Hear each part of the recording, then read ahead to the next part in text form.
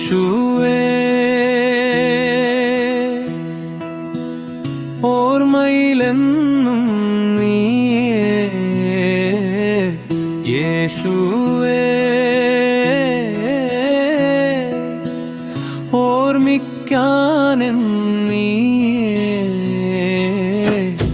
ഏതേതു ദേശമതാകിലും ഏതേതു ഭാഷയതാകിലും ഏതേത് ജന്മമതാകിലും എന്നെന്നും നീയേ രക്ഷകൻ. ഉയർപ്പിന്റെ തിരുനാൾ വന്നേ, ഉലകത്തിലാശയുണർന്നേ, ഉയർത്തെഴുന്നേൽക്കൂ നാഥാ, ഉയിരിന്നുയിരാം രക്ഷകാ. ലോകം കാത്തു നിൽക്കുന്നു നിന്നെ, ലോകരോ വിതുമ്പി നിൽക്കുന്നു. ലോകൈകാനാം യേശുവേ, ലോകത്തിനായി ഉയർപ്പേകൂ.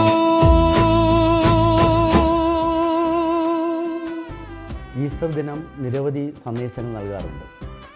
നമ്മളും നിങ്ങളും യൂട്യൂബ് ചാനലിൻ്റെ പ്രേക്ഷകരോട് ഈസ്റ്ററിനെ കുറിച്ച് സംസാരിക്കുമ്പോൾ എൻ്റെ ഉള്ളിൽ കടന്നു വരുന്നത് പ്രത്യാശ, പ്രതീക്ഷ എന്നീ പദങ്ങളാണ്.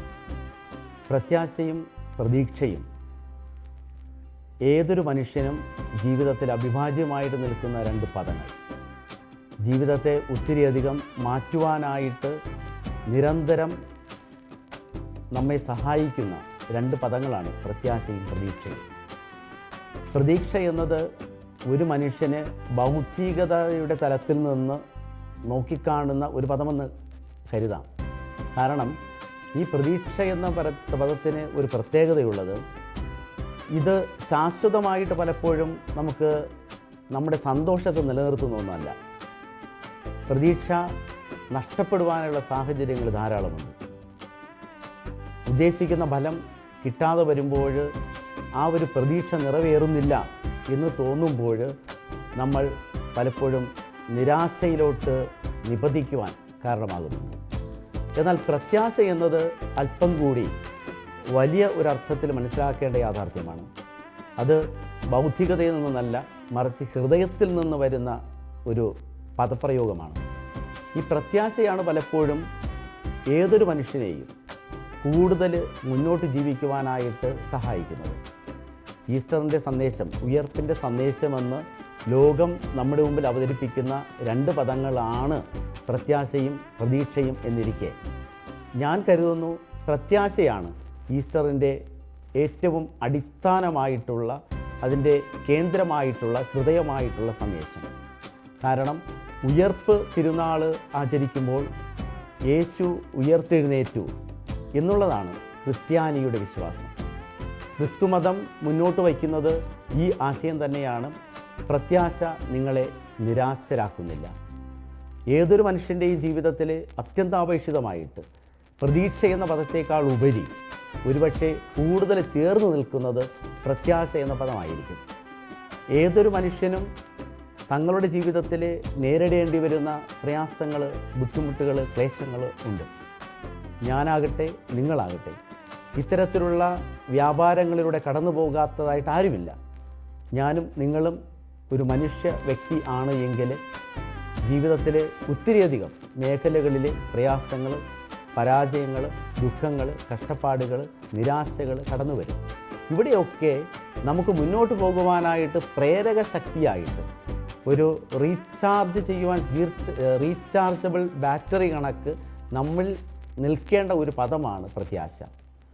പ്രത്യാശ ആത്മീയവുമായിട്ട് ബന്ധപ്പെട്ട് നിൽക്കുന്നതാണ് എന്ന് ഞാൻ പറയേണ്ടതില്ലല്ലോ.